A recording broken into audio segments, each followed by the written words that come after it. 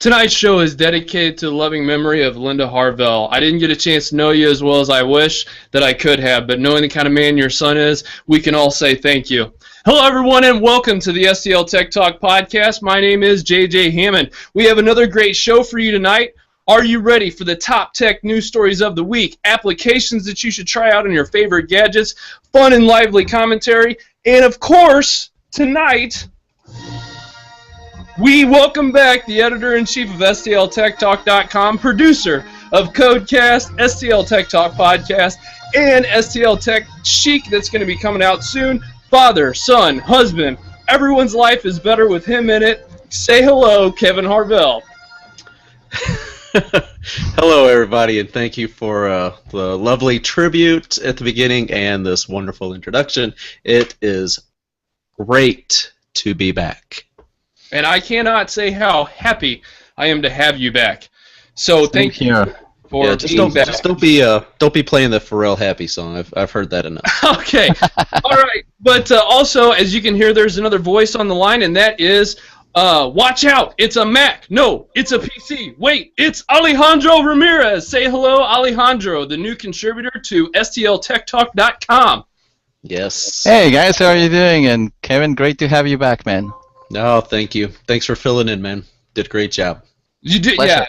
yeah, done a fantastic job, and we are so looking forward to tonight. And don't forget to follow us on Twitter, Facebook, /STL Tech Talk, Google+, subscribe to our YouTube channel, subscribe to our podcast on iTunes, Stitcher, Windows Phone, TuneIn Radio, or go to our site and get the RS feed directly. STL Tech Talk is an experience. We believe anyone can learn how to use technology and use technology to better their own lives. At STL Tech Talk, we want to be your friends and family that you always wanted. Visit STLTechTalk.com for a truly fantastic experience where you will find our tech news, podcast, codecast, forums, coming soon our how-to tutorial and video app for applications. And don't forget, you can interact with the live show by sending us feedback to podcast@STLTechTalk.com. And if you're watching us live, you can ask us questions via the chat room, and we will do our best to answer those questions. Special thank yous go out this week from JJ and Kevin to a plethora of people. So I'm just going to run down the list and say Joe, Brittany, TTB, Carrie, Rawl? Yeah, Rawl. Knowledge is Power, Brian, Android in Place, Jesus or Jesus, Coder Girl, Kendra, Ali Apps, The Tech Buzz, Wealth Access, there's some other ones, Simon. There's just so many. Look for our Twitter post on all those thank yous to everybody. We can't thank you enough for supporting the show in one way or another, so we definitely appreciate that. So let's go ahead and get this show started with the first news of the week. Kevin, you're up. Okay, we can't hear Kevin. He's muted himself. It's gonna take. Oh, I love it when I mute myself, man. Yeah, That's awesome. good. See, it's been so long. You know, two full weeks. He Forget said which buttons you're supposed to push and everything. That's true. All right, Kevin, you're up with the news story. All right. Anyway, Sprint is still looking to purchase T-Mobile. They're still kicking around the idea, and it looks like they may make an offer in either June or July. So it might just be a couple months out, and Sprint, T-Mobile. Good couple, bad couple. Personally, I say leave them separate because T-Mobile has also had one of the greatest quarters in the company's history as they picked up millions of new subscribers compared to what AT&T and Verizon picked up over the same quarter. So T-Mobile, I think, just needs to stay the course is what they're doing and keep improving on their own.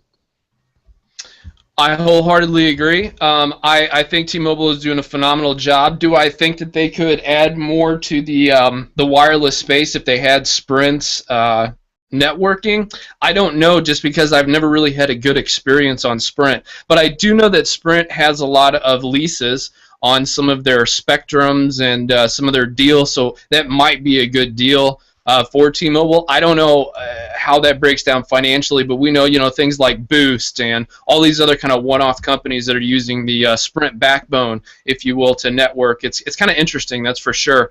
Alejandro, what do you think of this merger? It really reminds me of that movie Can't Buy Me Love, if you remember that. So it's like they're trying to pay to be cool, and I have a T-Mobile when I was in Seattle because they're from Seattle, and it was great over there. I didn't have such a good experience here, but every network is trying to expand to increase their coverage because, of course, every network has the best coverage, right? But So they say. Right. But again, I think like Kevin, I will really not see that as a too good a thing. But well, we'll see. Yeah. I don't think. Yeah, I don't know how I feel about that. I mean, it feels like a shrinking market, and you always wonder. It's just like, how much smaller can what kind of consolidation does all this stuff look like? I like diversity, but it's kind of crazy out there. It's kind of the wild, wild west. Alejandro, why don't you tell us about your news story of the week? Yeah, so this is something we tried to squeeze in last week. It's something really exciting for those of you who are using the Go phone plans from AT&T. That's basically the pay-as-you-go telephone plans, or cell phone plans, excuse me. I cannot believe I said the word telephone. Ring, ring, grr, grr, yeah, operator. Exactly. And so without adding any additional cost, for those of you who are on the $60 a month cell phone plan, you get an extra 500 megabytes. So you have a total of 2.5 gigs a month. And now you can also turn on Wi-Fi hotspots with your plan, which wasn't available before. So very data friendly, very tethering friendly. For those of you on the $40 a month, that you're getting double your data plan. So you go from 250 megs to 500 megs a month. Pretty good deal. There's also a new plan, a $45 a month plan that is only sold at Walmart stores. And this one allows you to have a gigabyte a month plus unlimited talk. Alejandro, thank you so much for that news story, because I really wanted to get to it last week, but I'm really glad we're getting to it this week so that we can kind of drill down into this a little bit. I have this plan. I have the 2.5 gigabytes worth of data plus the free Wi-Fi, additional Wi-Fi hotspot. That to me was AT&T saying, we're going to take on the future a little bit. This is a response to T-Mobile and John Laguerre, or however you say his last name. I'm not even going to try anymore. That's correct. Laguerre. Okay, so this is a direct response to that, and it's really nice for us as the consumers to be able to have this choice now, because I really felt so hamstrung with not having LTE in some of the earlier tablets, and now people with iPads, or now people with they can get some of these devices that don't have the SIM card in them, and they can just tether it to their phone on these Go plans that are totally affordable, and that is fantastic. That's phenomenal. I'm so glad that we have that. I've used it recently with my Surface Pro. It was a great experience. It was really nice to finally have that out in the wild, and I have to say that's going to make it easier for me to make these choices in the future when purchasing devices, and I think families as well. So I think this is a great move by AT&T. Kevin, what are your thoughts on it? I think exactly as you. I mean, I'm on the same plan as you. $60 a month. Yep. The bonus 500 megabytes is great. Allowing Wi-Fi hotspots is great. I mean, with my Nexus 4 though, because of the device it is, I was already able to tether. So, but with my Lumia 820, I couldn't. Same SIM card, and they're both basically developer devices. But with the 820, I couldn't. It wouldn't let me tether. So now I'm going to be able to try that out. So that's good. And getting the extra data, that's just icing on the cake. Granted, I wish it was an extra gig, but I'll take 500. I rarely get to 2 as it is. I just borrow Alejandro's network the last time we were hanging out, I was using his Wi-Fi. Oh, yeah. So that is awesome. If you live near a Microsoft store, then you might want to swing by your local retail store this weekend and have a chance to win a free Windows Phone. There's a promotion going on this weekend called Opportunity Rings. This information comes to us from Opportunity Rings. And WP Central, a site that I religiously, look at. Any Windows Phone fan does. Anybody interested in the Windows Phone ecosystem does, period. But this is pretty cool, so check this out. Every Microsoft Store full and specialty stores is participating in Opportunity Ring event. 8 phones will be given out per day, per store, through the Opportunity Rings Instant Win game. the game's not fully disclosed yet, but who cares? I mean, honestly, go by there and try. This is really cool. We have a huge announcement that we're going to be broadcasting from the Microsoft Store on May the 15th.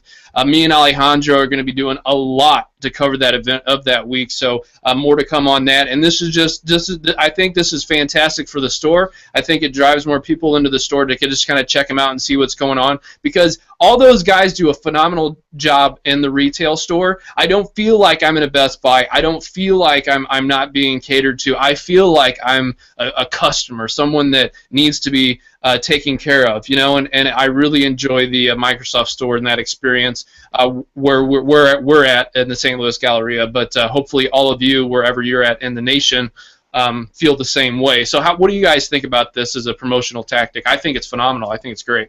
Yeah, I think it's a good idea. I mean, I kind of wish that I would still be in town here in St. Louis this weekend so I could go down there and take a part of this, but got a fundraiser going to, so I will unfortunately be out of town Saturday. I'm trying to figure out a reason to go to St. Louis again. This may be that reason. So I'd go if I was here. Don't worry, I'll go for both of you and see if I can win phones on both days. So don't worry about it. Awesome. Yeah. Awesome. Now, actually, I'm really excited. I do have an iPhone, but as you know, I'm doing Windows development, so it's always great to have one of those phones around. And every now and then I do swap SIM cards and just use the phones. And so back to the store discussion, I think that the store we were saying it's been in St. Louis for less than a year, right? It's fairly new to the area. Month. And so I think that you go to the store and there is definitely a different vibe.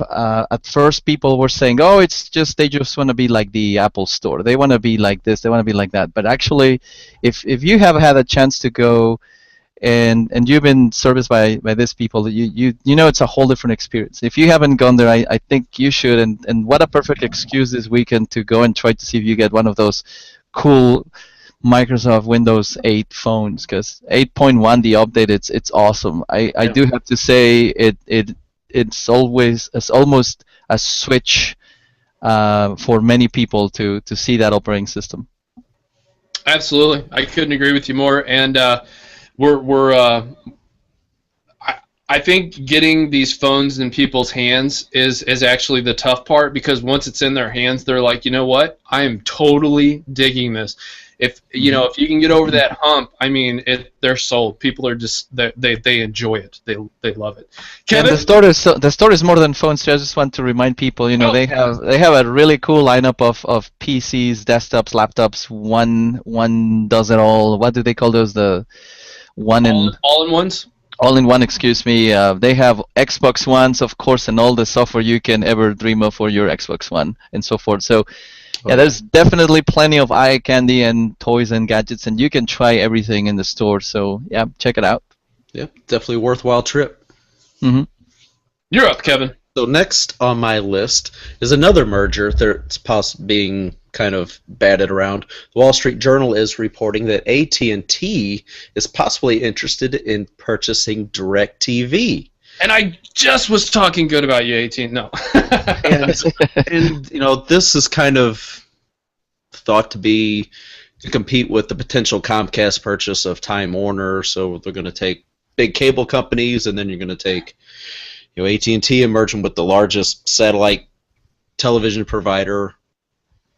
And I don't know. There's a lot of people kind of possibly upset because the more companies, when it's not the smaller ones that are merging, we're talking big, humongous companies. When you've got AT&T Uverse providing TV, DirecTV, of course, is the largest, other than like Dish Network, and then you've got Comcast and Time Warner. It's like everybody's wanting to merge, and is it really going to help with competition? And is anybody just going to come out with a la carte pricing for channels? I just want individual. I only need like 10 channels. I know. So I'm going to weigh in on this just a little bit real fast, which is I'm one of two minds on this, because when you diversify your portfolio, when you have more choice in the marketplace that allows for what we talked about before, Alejandro and I have talked about this before, but last week on our show I talked about Amazon getting HBO, and we were talking about these a la carte plans, and we were talking about how people are consuming the content. In fact, we did a poll on STLTechTalk.com, and we found out that most people are using Netflix as their main source of entertainment consumption. And the biggest thing was they're paying for that service for kind of not a la carte, but a specific service, right? So it's kind of interesting that AT&T is looking at this merger in the face of that Time Warner merger. I saw it kind of happening because AT&T and DirecTV have been partnered together in their advertising and marketing scheme for the last, I believe, 6 years. Yeah, so you can walk into an AT&T store and get DirecTV service if you want. Yeah, exactly. So that it wasn't totally unexpected, but and I think that's going to drive innovation and the fact that we can choose. But at the same time, I'm worried that the echo chamber is going to start. And like we have with news right now, you've got the left wing and the right wing, right? And you don't have anybody covering actual news. You just have bickering and no one telling us the truth, it feels like. And then you turn on your local news station or whatever the case may be and, hey, somebody else got shot. Hey, somebody else died. Hey, we're going broke. Hey, somebody else got jacked over on pricing or whatever the case may be and nobody watches PBS. Everybody watches TMZ. So it's an interesting story about how we're going to be consuming content going forward. I like independent and multiple agencies under different that don't have this corporate kind of push. But at the same time, I want to be able to consume content the way I want to be able to consume it in any market that I want to consume it in, like Aereo with the Supreme Court case. So and be out of an area, but watch the local sports game or whatever. And I don't even mind watching advertisements. I get that you need to sell that, but why not broadcast that stuff? Why not put the news online? I mean, there's so many weird, crazy things that happen once we start talking about this. So that's my overall arching view on this. Alejandro, what's your thoughts? Honestly, if they want to tear all of them, if they want to tear themselves apart by purchasing this and purchasing that, that's fine. Go waste, or rather spend your money and do the acquisitions. I think it will be great if at some point it becomes like a major pay-per-view like service where you say, well, actually I want to watch HBO. It so happens that it's owned by company A. Okay, fine, but I just want to pay for HBO. And now I also want to pay for something that maybe Netflix is offering or somebody else. So maybe there is a marketplace that is going to be built in the future where you don't think of marrying one provider, but actually instead of going a la carte with one provider, maybe you can just pick different services. Because right now, for example, it's happening. You have Netflix to watch certain movies, and the movies that you can't find, you go into your Apple TV, and the ones you can't find, you go to Hulu, and the ones you can find, you go to Amazon Cloud, whatever. So it's kind of happening if you think about it. And if they purchase the rights to this or that show, that's fine, but I want to still be able to buy just that. So don't just, package it all up with a whole lot of fluff that I don't really want, because at the end of the day, I might not purchase anything at all if you offer me all of this bloatware, if you will. Exactly. Yeah. That's a good comparison there. Yeah. Yeah. Also, why, maybe I'm wrong, but why concern yourself with a dish service, old school way of consuming content? And I would say use that money that you would have purchased them with and build out your infrastructure, because, okay, we're talking about not watching like a cable subscription, but the internet's still got to get there so that you can watch it on the internet. So why not build out your infrastructure there? Take that money, build out the infrastructure for delivering the content through the broadband service as opposed to a satellite old school way of doing things. And don't get me wrong, there's tons of people who consume their content through DirecTV. I mean, it exists and it does okay, and there's millions of subscribers, but the future's in gigawatt. We talk about Google Fiber and how being able to watch these things through the pipes. So why not build out your infrastructure there instead of buying something that's kind of old school? That's my thoughts on it. I don't know. That's just one of those things. Yeah, you know what I mean? I guess it's just a cost. You've already got the existing satellite infrastructure that's in place. It's Think already... about it. Hey, AT&T, you could always hire me as a consultant. St. Louis security startup wins a $710,000 grant. A St. Louis security startup. Observation Networks, the Clayton-based network security startup, has tapped into the National Science Foundation, Small Business Innovation Research. I hate acronyms. That's why I say things out loud. Basically, they got a 2013. They had a $180,000 grant, and this year they won the $710,000 grant. Now they're going to be offering security systems, innovation. They're going to be working on creating basically a network to. We talked about this last night on our Codecast show about what the future looks like with the Internet of Things. You know, how do we conserve and protect everybody's data? So the industrial market provides a potential explosive growth for this particular field, and that was quoted in the Brian Feltz article on bizjournals.com in the local St. Louis area. But it does kind of speak to a broader idea that I had last night, which was the security of how we communicate with these devices and making sure that all this data and stuff is kept secure, you know, because we had Aubrey on last week and we were talking about Facebook, you know, having your health and all of your personal information, your pictures, where you're at, when you went there, how long you were there, while you were there, what you bought while you were there, whatever. So, you know, this kind of speaks to that. So it's kind of interesting that a local company got that. And what are you guys' thoughts on this story or a related story? It's very exciting to see a St. Louis company raise that kind of money and get awarded those kinds of figures. That's because, you know, network security is huge. As you see, you know, you still have these businesses that are still getting, you know, their credit card processing and all their other stuff. Networks are getting hacked, whether it's via some air conditioning, heating, cooling, ventilation system, you know, through the computer. So apparently the networks, you know, you got to make sure that stuff's all super secure. It's not just the credit card processing. It's, you know, wasn't that Target? Yeah, that was Target, I believe. Mm-hmm. Yep. I mean, that's how it was. It wasn't really the credit card. It was all infiltrated through the HVAC. Well, I mean, seriously. System. Yeah. If you know, if a hacker listens to this, he'll totally get what I'm saying. If you're that smart to think of a devise of a plan to go backdoor like that, dude, you are smart enough to make way more money in the light of day where you're not going to get potentially put in prison. Like, right. I'm telling you, you are smart enough. I'm just saying. You know, there's no reason to go all covert like that, because you could like they hire criminals to break into places. You could be one of those people. I don't know. You don't have to do it that way, you know? There's old ladies, there's children, there's people with lives that are hurt by these kind of security flaws and issues, and you know, you could be making a lot of money still and not doing something that's morally corrupt. Alejandro, what are your thoughts? Yeah.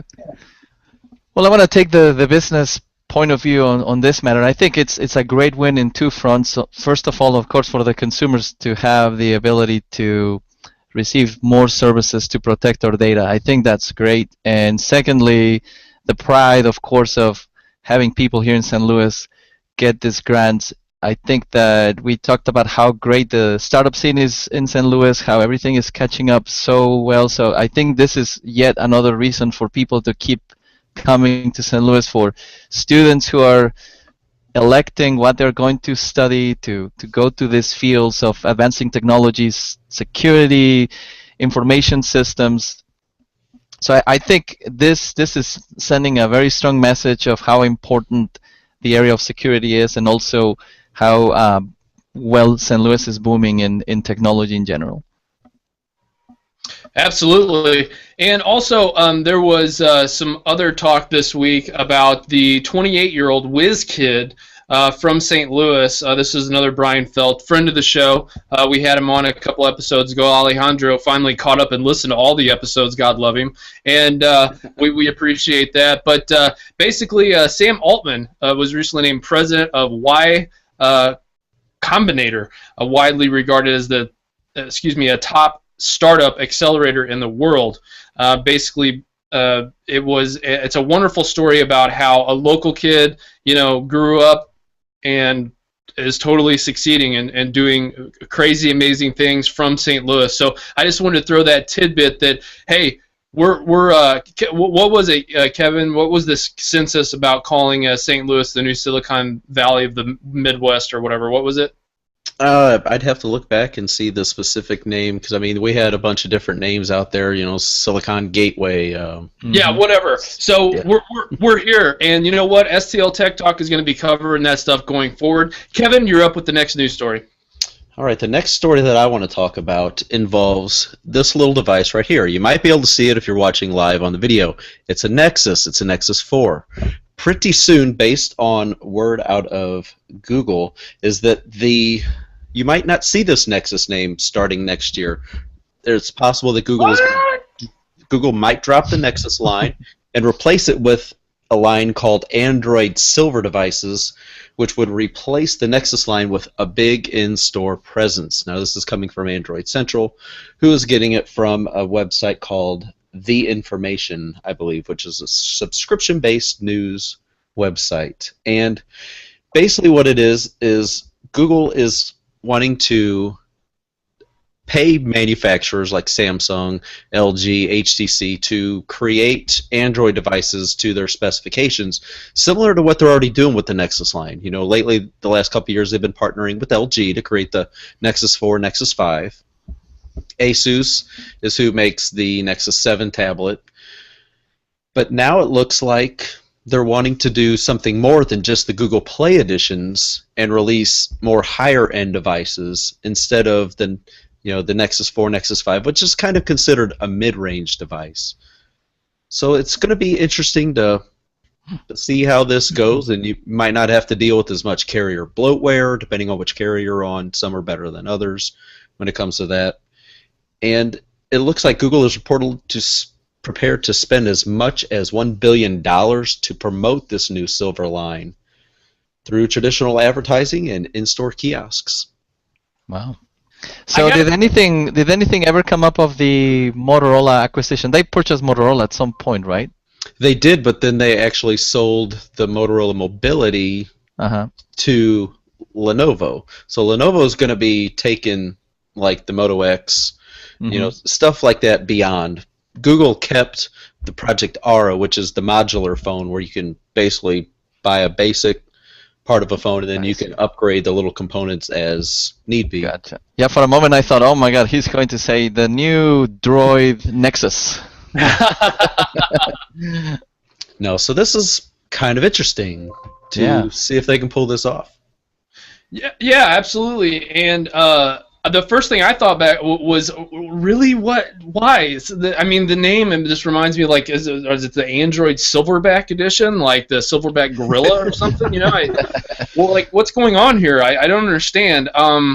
The Nexus has, in my opinion, a really good cult-like following. If you get rid of that, I mean, all those people on Google Plus. What are they going to do with themselves? I mean, every time I put on Google Plus, which I guess I'm the only normal person that goes in there because I always see that this guy who got his Nexus 5 in the mail and he takes a picture of it. Right on. I mean, that's awesome, but like, I don't know. To me, that would be like I don't know, Microsoft getting rid of the Windows Phone, kind of, sort of. I mean, that's kind of the signature line for Android devices. It's the baseline. It's why Microsoft came out with the Surface to show hardware manufacturers what it wanted them to do, which is not fill it up with some bloatware and make it really sleek and slim and ready to go out of the box. And I don't know. I don't see a lot of Nexus fans liking this change because I don't even understand really why they're doing it. I don't know if it's just because they wanted to refresh or whatever, but I don't like it. And I'm not even a huge Nexus fan. I have one. It's sitting somewhere over. I guess we're going to find out a little bit more, hopefully, at Google I/O in June. Yeah. I mean, I would think they would kind of start laying out some foundation to get everybody hip to the idea and say, hey, this really isn't such a bad thing, guys. Just stop panicking and just relax. We've got it under control. You'll get better phones, but of course, one of the best things about the Nexus line was affordable off-contract devices. Absolutely. Yeah. Well, this is some good news for the Xbox One. Is formally announced and confirmed to go to China. Now, the reason why this is a big deal for the Xbox community is because China, the people on the internet is literally the number of people, actually more than the number of people in North America. So when you put it in those terms, it's kind of crazy to think that they have like 300 million people on the internet. They have not been able to have formal gaming consoles in their country for, I believe, like 10 years because China felt that it was degrading their youth to have the kind of games and all this other stuff. But now that it's on phones and devices and other types of things, they have to. There's still some strict guidelines, but hey, Microsoft is open for business with the Xbox One in China, and it looks like they're going to be the first one in that market before PlayStation. And then they're also in September going to announce another 22 markets they're going to release in over the summer. So some of that doom and gloom news that we heard over the last couple of weeks about how the PlayStation was totally kicking Xbox One's butt, they are in some more markets, and yeah, we were really surprised because Titanfall was the #1 downloaded piece of software for March. But I think that this could be a particularly good game changer for the Xbox One. What are your guys' thoughts on this story? Go ahead, Alejandro. I love the Xbox One line, and so every time you bring a new market, then it only can result in great news for everybody because more people buying, that means more money to the producers, more incentive for those who want to sign up and be publishers for the Xbox line. If you've been following the news, The Economist just published an article where they're claiming that China is en route to become the largest economy in the world, surpassing the U.S., and so that's a lot of buying power. Big time. Exactly, and so I'm not surprised. What's that? I need to learn Mandarin as another language. Yes. Indeed, I think we should probably all try to get together and learn Mandarin. But I think I'm excited. That definitely the opening of the markets, as also as developers and this unified platform, that's just opportunities to tap into a lot more users. There's a lot of bright minds in China, I'll say that. Yep. Yeah, and there's a lot of money to be made in China, period. And them getting into the market first is a fantastic first start. Alejandro, you're up with your next news story of the week. Well, speaking of China, Foxconn made computers for Apple. So Apple just recently and somewhat silently updated their MacBook Air line. As you know, the MacBook Air is the thin line of computers, and so powerful line. Yeah, the updates were a little bit on the conservative side. They just posted faster CPU still on the Haswell line, so there's i5s to begin with, but the prices were also cut by $100. So if you were thinking about buying a new MacBook Air, well, guess what? Now they're $100 cheaper. So the 11-inch MacBook Air now costs $899, and the 13 starts at $999. So less than $1,000. Also, tip from the thrifty Mac user: if you look for the previous models, they drop another $100. So if I was at Best Buy today, and you can get MacBook Airs for $799 and so forth from the previous just replaced generation. So. Oh, okay. Yeah. Nice. Still waiting for the Retina announcements, though. They keep saying that they're gonna make MacBook Airs in Retina display, but it would not still. We're still waiting for those. We're still waiting. Okay, Kevin, you're up. Okay, Sony is feeling the financial hurt as Blu-ray sales have slowed significantly faster I'm sad. than expected, especially overseas. Now, JJ, I know you're a big physical I'm sad. content, and so am I. I mean, I want to buy a Blu-ray. I want the set. I want the cover art. I want all that. But apparently, the Blu-ray sales are not doing so well, and there's especially in yen, Sony expects to record approximately 30 billion yen in additional expenses in the fiscal year ended March 31st, 2014, related to exiting the PC business. It's just things. Sony's they're hurting right now, and it's not it's just not because of the PlayStation 4, but they just really expected physical media to do better, and they invested a lot making sure the Blu-ray took over the HD DVD back in however many years ago. I guess that was in 2006, 2007 when That sounds about right. that little war was going on, and all the money that Sony had behind them and their partnerships, just kind of crushed the HD DVD market. It's like, I'm sorry, sir, can you point me to the album cover art? I never thought that I would become a hipster and it was like I turned around and I was like, what happened? I was like, when I was a kid and stuff, man, I like art. I really liked album covers and I liked CD covers and all that kind of stuff. I mean, they put a lot of thought, or well, some of them did, some of them didn't, but some of them did, and to see where their headspace is at and that kind of jazz. And then like for movies, they try to, like, especially Star Wars, because to talk about that, I mean, like the cool VHS cover or the DVD cover or the Blu-ray cover and all these covers and stuff, and now it's like with a click of a button, boom, boom, boom, we're watching online or whatever. But again, it's a whole new world, like the Aladdin song, I mean, it's kind of, it is what it is, and take it for what it is. So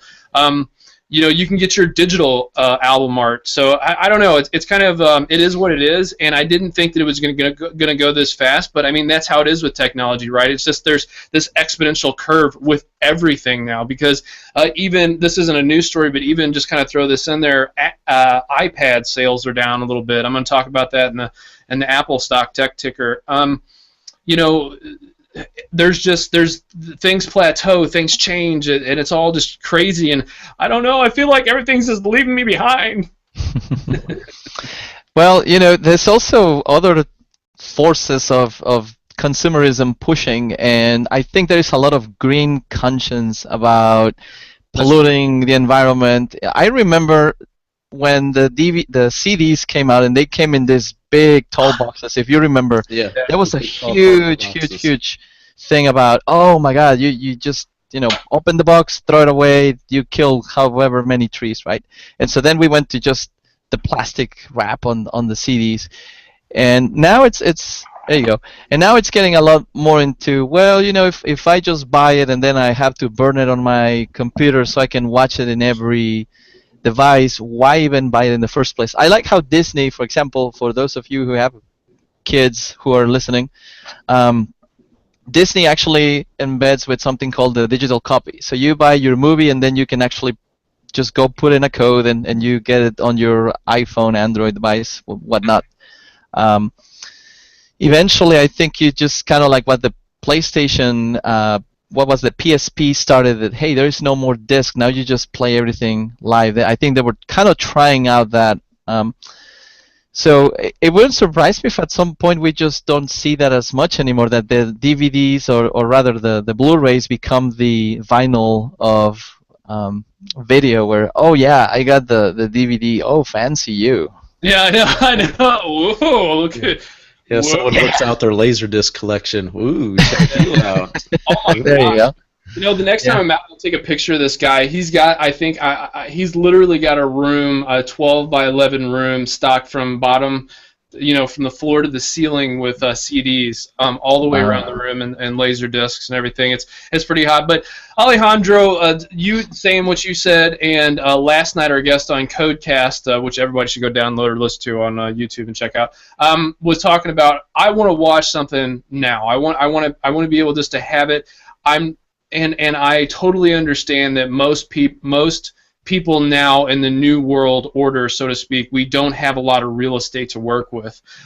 We don't have a lot of room anymore. We're having to downsize and things like that. And these digital solutions make not only for environmentally friendly, but they allow more people to be able to have access and consume the content. So that's also a way to look at it. I don't like seeing the death of physical books, because I like that as a medium, but I get that a kid can have more access to good books through a Kindle service or something like that. So not to get too crazy off the story and the topic, but I get it, and it totally makes sense. But it's one of those things where it's the change part of it. Yeah. Another thing that I wanted to talk about tonight was Nokia and Microsoft have officially closed on their deal. This is huge because now we can kind of see what's going to be coming from that merger. This is a whole story inside of itself. I'm going to try to keep it to a minimum. Guys, what are your thoughts on this story? My first thought, Stephen Elop says, now they're like one company, and to not expect the Nokia name line on their devices to continue on. So it's going to be weird saying, was it going to be like Microsoft Lumia, 1530 or something like that, whatever they're going to start naming their phones. I wonder if they're going to start going with more of the Lumia icons. Are they going to drop the naming convention they've had with 520, 920, 1020s, stuff like that? It's kind of sad in a way, but I'm excited to see where they go from here, because now they can really put it in gear and steer the ship in the right direction. And absolutely, yeah, absolutely. It was interesting just to watch the Twitter posts, Facebook posts everywhere. People were just posting about it. They were saying, "Oh my God, that's like the saddest thing that has ever happened," because they were posting pictures of their first Nokia phones or their they have so many. I didn't realize how many they had out in the market, and so the reactions has been mixed. Mm-hmm. Yeah. Yeah, we should note that Alejandro is not going to shave until our official STLTechTalk app is in the store. That's We're a challenge. working with Andy Long. I'm not going to shave either. I don't know if you guys can see it, but I got this nice beard going too. It's a nice, very manly, sexy beard for all you who are into that.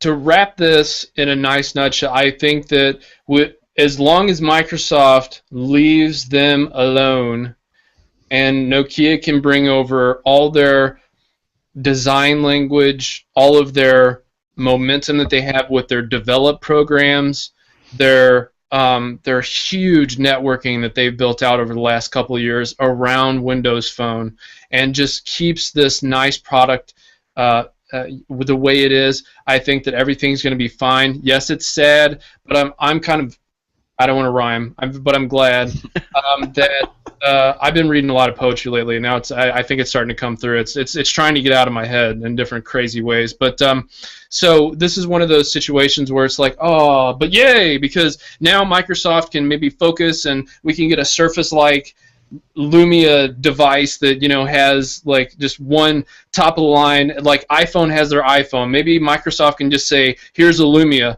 and they're just like, and yeah, they may have weird SKUs or whatever, but people know you have a Lumia, you know what I mean, because it's the flagship. Maybe it can be on T-Mobile, Verizon, Sprint, or T-Mobile and Sprint if they ever merge or whatever, and AT&T, and they're on all the networks, and they're blazing out there, and they're fast, and they're ready to go, and they're hot. They got quad-core Snapdragon 801s and all the things that are new and hottest on the market. So I'm looking forward to this. I think it's going to be just fine.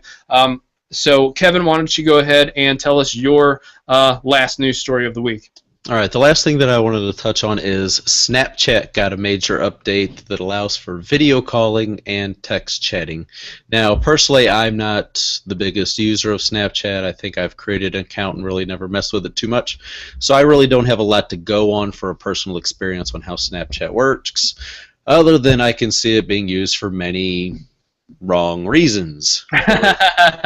So I don't want to kind of get into that. I'm going to give it a chance before I really give it a full opinion, so I don't want to talk too bad.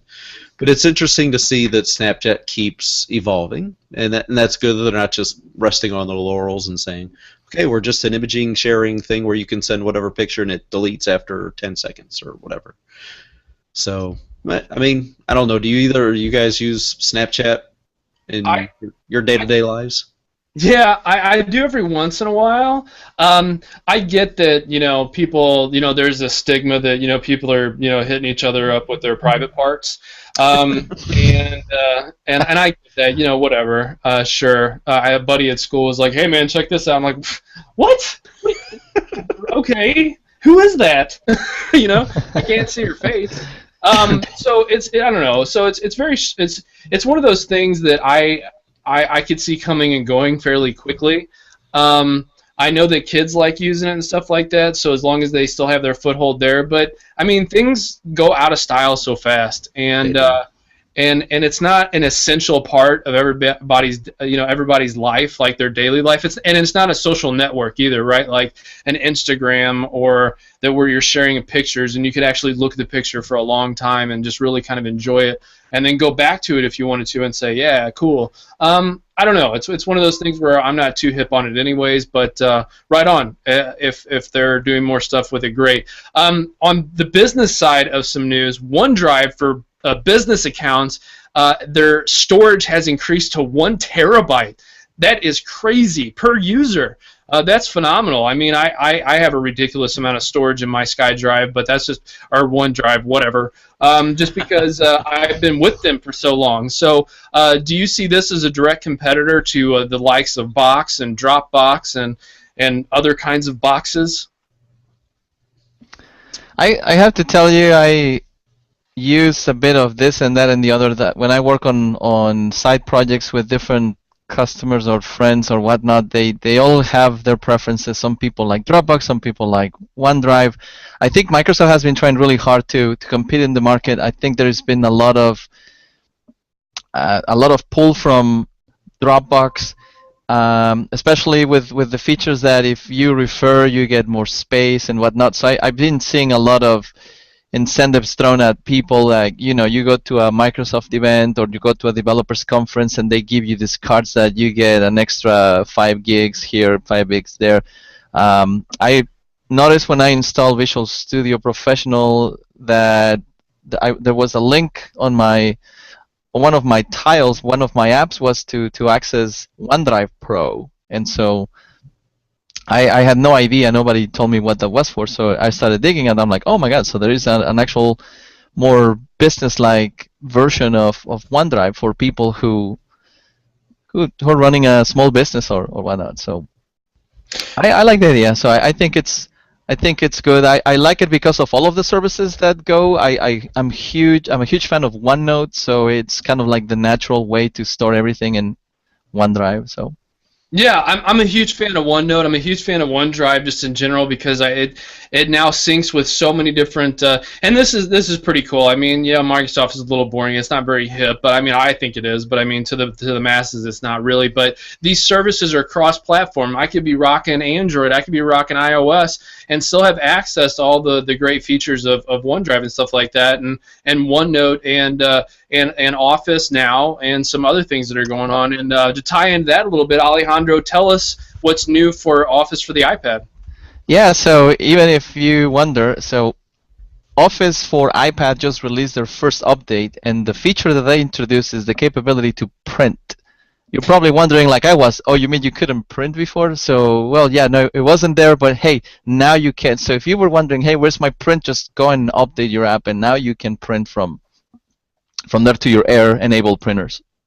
So, somebody kind of was being as Kevin would say, a smart aleck, and said, "Who needs to print anymore?" Oh, come on. I'm like, okay, all right, yeah. No, but I get it. That you would think that was kind of a no-brainer. Like, why wasn't that feature in there from the get-go? It was one of the #1 downloads on the iOS store. Was Office and the Office suite. So the ability not to print, that was kind of interesting, and something that I don't think would have happened underneath Steve Ballmer.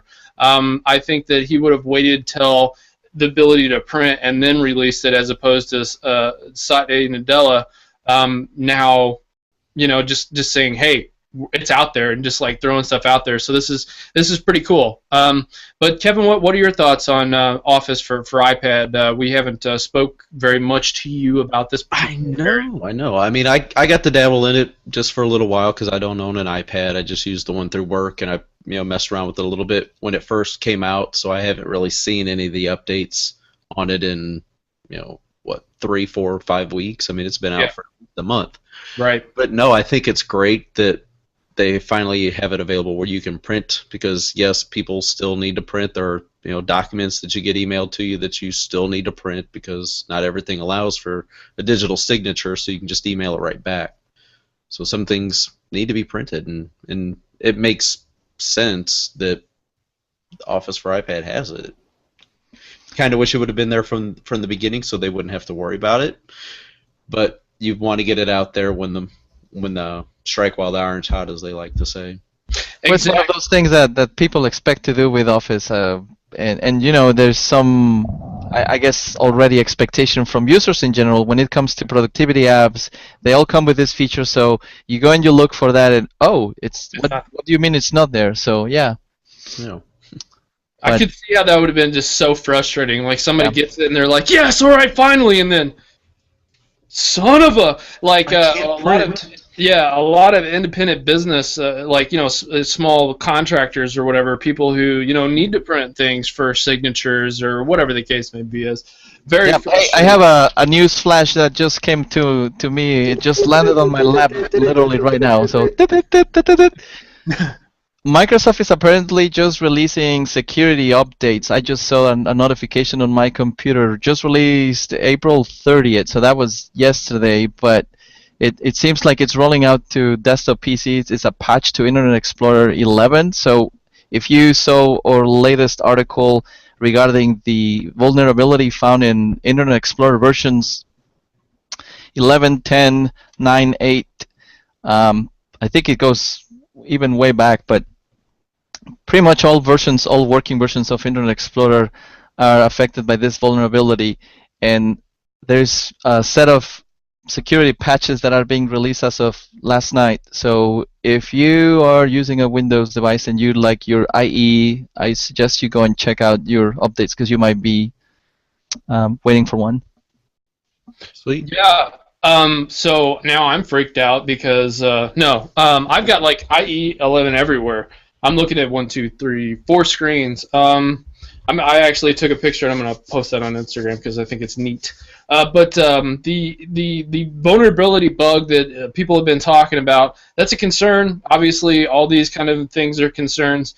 So I'll be updating that right away. Thank you, Alejandro, for your post. Go to STLTechTalk.com, everybody listening to the show, and look at that post because it's awesome.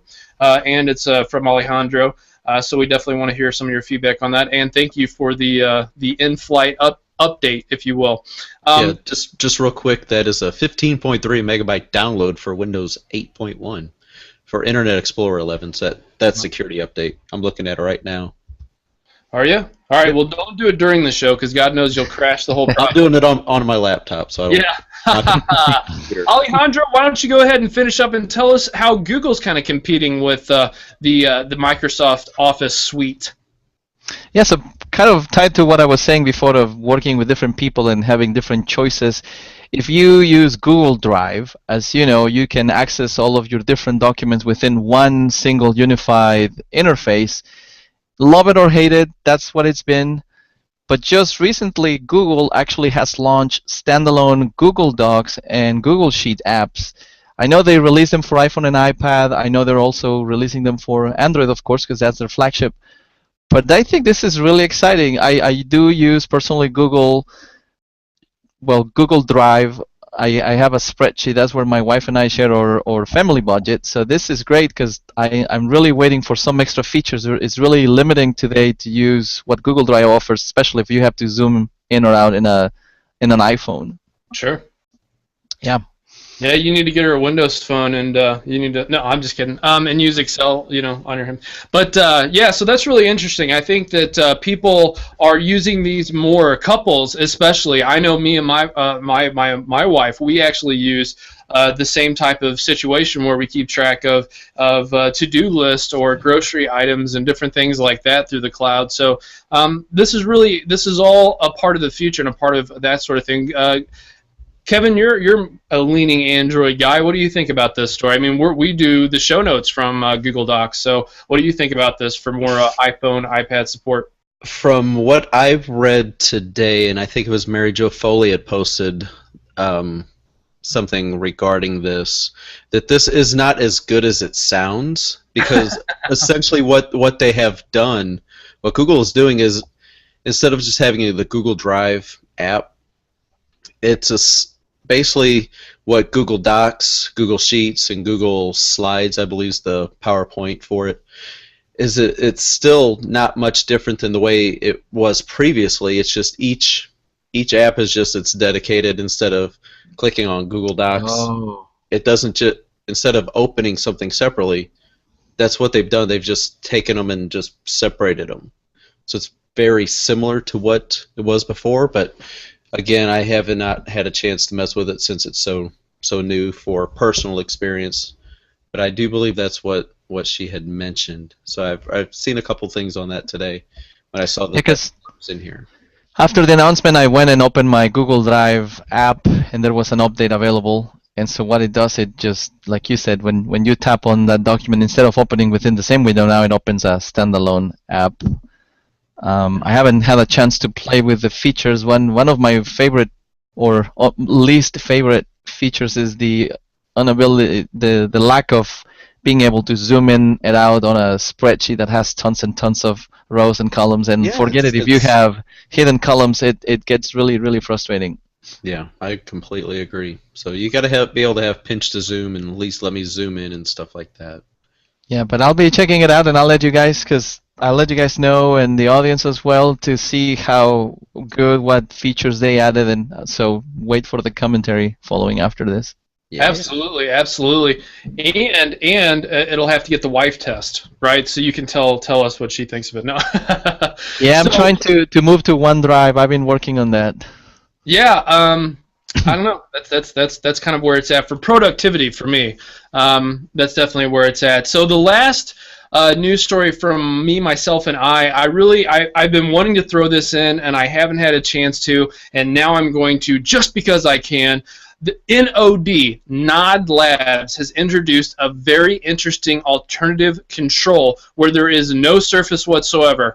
Essentially what you have is you're going to be wearing a ring. Now this ring has gestures that it tracks on your hand. If you go and if you look on YouTube and you watch a video of this thing in action, it is rocking. I really, really want this. I like it. I liked it ever since its inception. But you can do simple gestures with your hand, like tilting your hand back and forth, moving your thumb across the ring. It's waterproof or water resistant, or however you want to say that. And it does the gesture-based controls to control different items on your computer screen. This is going to be hot. I like this kind of stuff. I like this innovation, and this again is pushing into the Internet of Things, where we're wearing these little devices and we can talk to them like a Cortana or a Google Now or a Siri or whatever the case may be is. And this is hot. I love this thing. What do you guys think about this device or devices like it? Shouldn't it have been green? Well, my wife would have wanted it to be green, for sure. Yes. A little Green Lantern ring kind of thing, because it's pretty wild looking. Oh my gosh, I didn't think of that. Oh, I'm so sad. I'm mad at myself now. See, today, Kevin, everything was going fine until he did that. I missed out on one of the most obvious things, a green ring, like the Green Lantern. But so what are your other thoughts on it? I mean, it looks neat. It's a plain, they say it's a plain black ring designed to be worn all day and waterproof, like you said. So it's matte black plastic, so that's good with the stainless steel insert. It's going to be interesting to see how they can work this in, and to be able to move things around and use it without. I'd be worried about accidentally scratching my screen on a device, though. Yeah, I can see that. But it does support a 32K DPI ring and precise enough to use even for hardcore gaming. Can you guys? That's crazy. Wow. That is crazy. This thing is hot. It's sizzling. I'm telling you. Go check this out. It's NOD. Just nod. Yeah, it says it should work with GoPro, Nest, Philips Hue, light bulbs, the Roku boxes, Wemo, and LG televisions that have been released since 2012. So it's sexy. I'm telling you. Wow. It's not, yeah, I'm checking the website, and it looks really, really, really neat. Yeah, it's gonna be. I'm gonna get. I'll probably really want to get one. $149. Orders will begin shipping in the fall. 4 different sizes with 3 additional sizing inserts for each. Never soon enough. Never soon enough. I know. Never soon enough. Don't tease us. Just come out with it. You know, that's Right. one thing that I like about Apple is if they walk on stage and then you know that something's coming. Like Yeah, it's coming. it will be available at the end of the week. Right. Yep. Boom, done, sold. And I'm just like, take my money now. Just take it all. We're having a fire sale, and it's my money that you're going to be taking. So that My toilet, go buy it. Yeah, so that wraps up the news of the week. Kevin's triumphant return, and of course Alejandro as a very special guest.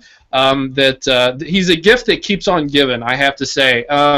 He's as passionate as I am, and he's really looking forward to meeting all of you who get to come out and see us or interacting with you guys. We all look forward to interacting with you guys as the show, the site, we grow as a team. It's going to be phenomenal. So Alejandro, thank you so much for being on. Yeah, it's an extremely exciting time for STL Tech Talk. Period. Thank you so much, guys. Thank you. I'm excited, and for those of you who are Mac fans, we're also doing some community outreach, so don't feel left out. We're going to reach out. I've already started discussions with some of the local Apple and Mac users groups, so wait for more to come, and I'm just as excited as you guys. We love technology. I think we just cannot wait to share all these things every week. It's really exciting. Absolutely. So for the tech ticker of the week, I'm going to go ahead and change things up just a little bit. Microsoft stock really hasn't moved all that much, but I can say that it's still looking on the up and up as opposed to where it has been for the last year. It's almost doubled where it's at in some cases and some points. But the biggest issues has been the XP, the end of life on Windows XP. That has actually had a chance to sit with the market a little bit. So the rise that came after the build and all these different informations about the Windows licensing, some of the cloud revenue after their last earnings call, very interesting stuff. But it basically boils down to things are going pretty good over at Redmond, so they're pretty happy. But we are all concerned to see what happens after this merger with Nokia. So we'll be keeping a close eye on them and the fact that they're going to be coming in with not only the devices and services company, but a cloud-first, mobile-first world approach of the new CEO. They have an awesome back-end handler called Azure, Visual Studio for productivity and creating applications. So there is a lot happening over there, and I do not envy him at all. I feel it's almost like he's the president of a small country. So period on that. But good to see things are going well there. Apple stock, I'm kind of getting tired of saying the same old thing, but it really hasn't done too much. And then all of a sudden this week it actually increased. Apple's stock split and also where you can jump in and how you can jump in, really cool. There's been some quiet releases, and there has been significant buildup for what is going to come out next with the iPad, what is going to come out next with the iPhone. We're going to have a 6-inch iPhone. Everybody's looking for that. And a wearable. Yeah, and a wearable. I was just getting ready to say that. And a wearable. I think that the people who left Apple because of the screen size for the phone are going to come back in droves if they actually release a iPhone 6 that has a bigger screen, and especially those who want more wearable devices, because they are the company has a great brand. There's going to be the party faithful, if you will. They're playing to a large base, so there you go. Stocks ended up at $591 a share, so they're still just doing fantastic. Then last up, we wrap up with Google, which has seen kind of a roller coaster today over the last week. I saw a pretty significant drop on the 28th, the evening of the 28th, but now it's back up to $531.35 a share. The 5-year projection looks great. There are some suits over Android devices, so that we're going to kind of see what's going on there. Keep an eye out for that. Also, they released some competitors, if you will, for the Microsoft suite in the cloud for the Office for iPad and what we just talked about with Alejandro earlier. The stock, it's resilient. We've seen it's kind of back and forth with the split after the Motorola Mobility sale, which I should correct myself because that actually hasn't fully completed yet. So I just wanted to let everybody know that. Having said that, all the tech is going to be really excited to watch over this summer, and we're going to be covering the heck out of it because I feel like this December, this coming Christmas season is going to be there's going to be a plethora of devices out there for everybody to choose from all these companies, and I'm super excited to see what happens. So that is the Tech Ticker of the week, and that is the end of the regular segment of the show. So thank you everybody who has contributed to this. I'm going to go ahead and hop right in with Kevin to throw out your application pick of the week.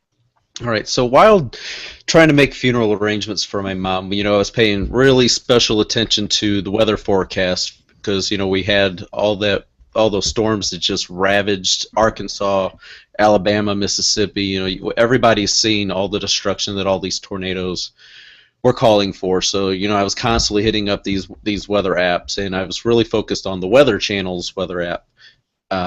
But then I also used, whenever I'm using my Android device, I prefer looking at the KMOV weather app, and it's available on iOS and Android devices.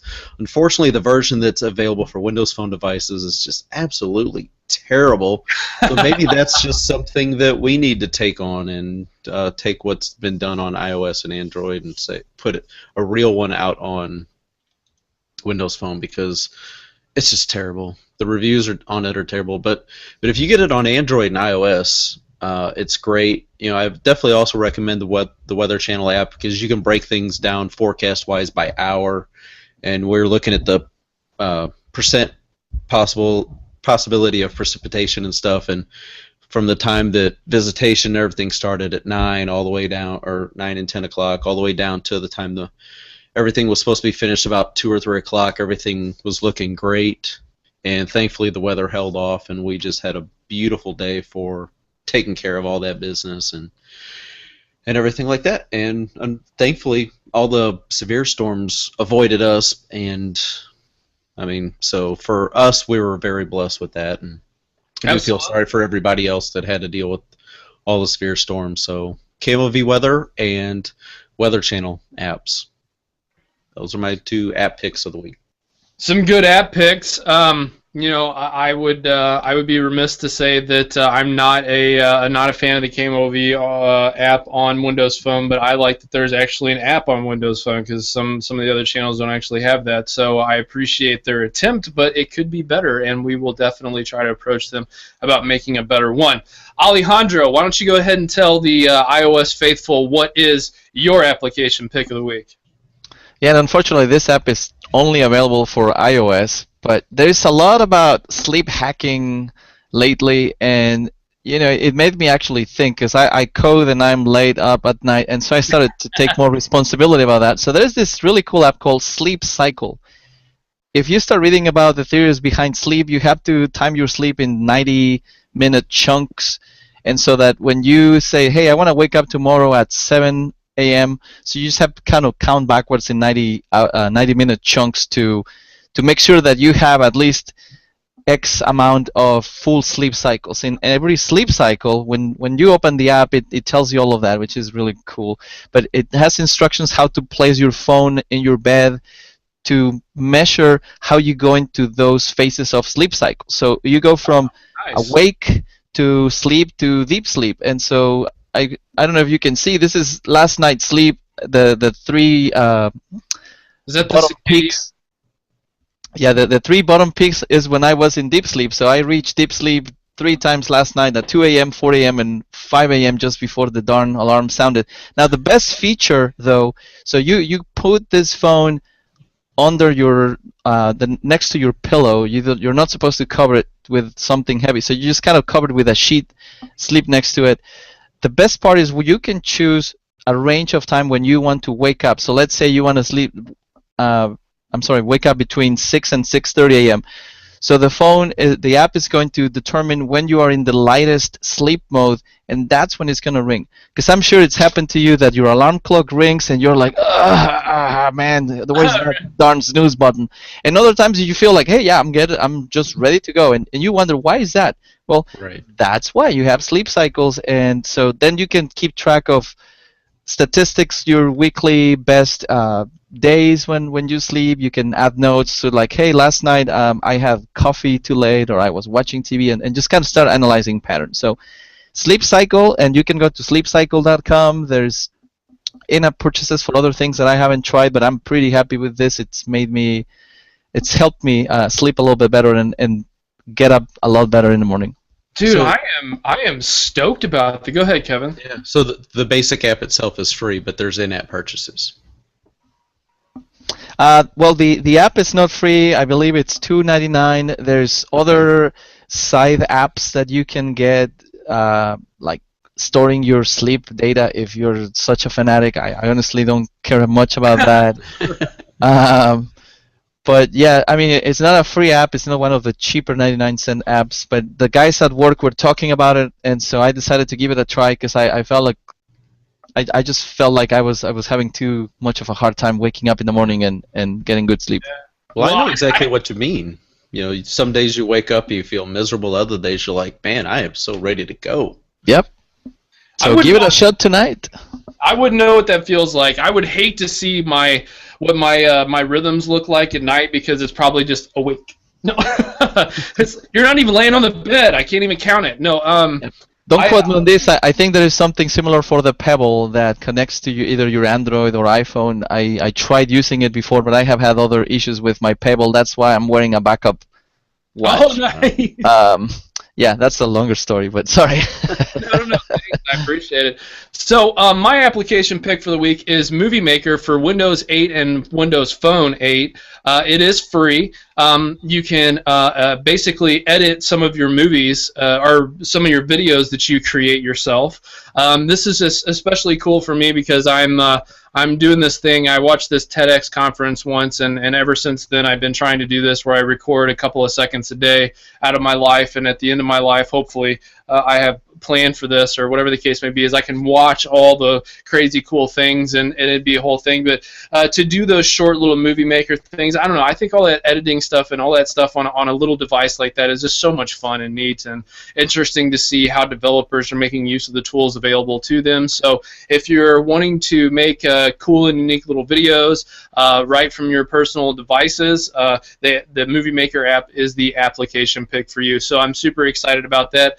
Alejandro, awesome pick. Kevin, awesome pick as well. People always have to stay in tune with the weather and stuff for multiple issues. So yes, the announcements for the week. Kevin, why don't you take off the first announcements? Why don't you tell us emphatically about how you're looking forward to some one-on-one time with Gus? Yes, I'm definitely looking to seeing Gus again. It's been since November since we were in the same city together. So, me and Gus from Codecast is going to be at the Kansas City Developer Conference, otherwise known as KCDC, starting on May 15th. So May 15th, 16th, 17th, we'll be in Kansas City covering, interviewing, and just totally checking out the conference. Gus is speaking a couple sessions. I think me and friend of the show, Bill Fink, are going to do a little road trip to Kansas City. Hopefully we have some nice barbecue, maybe hopefully take in some sights and just see how it goes and just have a nice little time away and do a lot of work and promote STLTechTalk, and we can get some more listeners and meet some more people that want to guest on either this podcast or Codecast and see where this all goes. We're really excited about all this. Absolutely. And so the STL Windows Phone group is going to meet up on May somebody help me out, is it the 10th or the 12th? I thought it was the 10th. It'll be the 10th. Okay, yes. 10th. So I'm going to fix that in the show notes right now.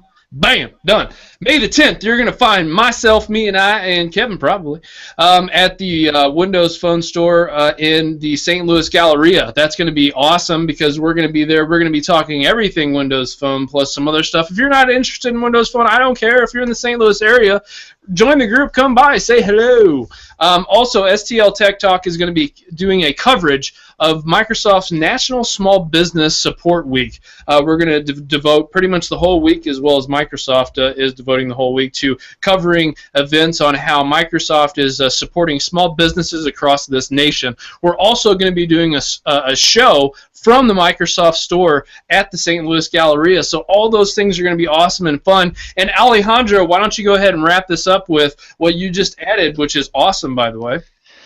Well, don't forget that this Sunday, May the 4th, is Star Wars Day. So May the 4th be with you. And why don't you come and celebrate? Meet me at the Lomayer Sculpture Park. I'm actually organizing a photo walk. I posted that on the Windows Phone meetup group. You guys have your fancy Nokia Lumia's 1020s with a 41 megapixel. So hey, why not come and take some really, really cool pictures? The photo walk is actually part of Flickr's 10-year anniversary.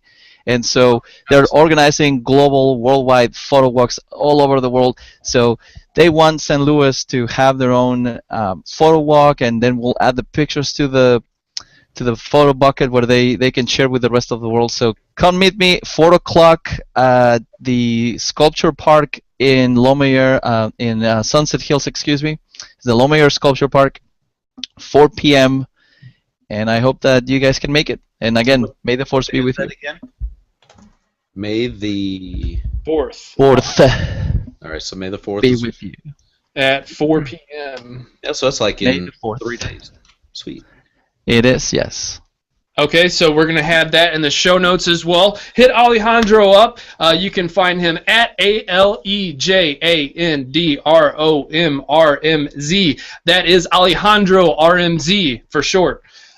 On Twitter, he will respond. Or you can hit either one of me and Kevin up at JJ Hammond Music or at Kevin Harvell for more information about everything you've heard on tonight's show. Also, if you want to talk about more. Also, I'm going to reach out to the developer that the Sleek Cycle app, and see if we can't get them on the show because that is really neat. I want to know how they coded that. I really want to know how they went about their algorithm and all that. That to me, that's really cool. So I agree. That would be awesome. That would be awesome to have them on. So we're going to reach out to them. Again, thank you. Tuesday night, I was on Glance and Go Radio for 3 hours and 45 minutes of lots of fun, let me tell you. So check them out and check me out on there. I'll have more information about that, and once that's up live and ready to be downloaded in the podcast directory, we'll make sure we have a direct link to that. So thank you, everybody, for a wonderful show. Kevin, Alejandro, do you have anything else you want to add to the end of this fantastic episode and the return of the editor? No, it's just great to be back. That's all I can say. It's great to be back. Great to have you back, Kevin. That's for sure. That's all I have to say. Absolutely. So with that, guys, that wraps up the end of the show. Again, you can send us feedback to podcast@stltechtalk.com for more information. Thank you to all of our fans. We love and thank you for your support of the show. And from the entire STL Tech Talk crew, stay frosty. We're out. Right. Love you, Mom.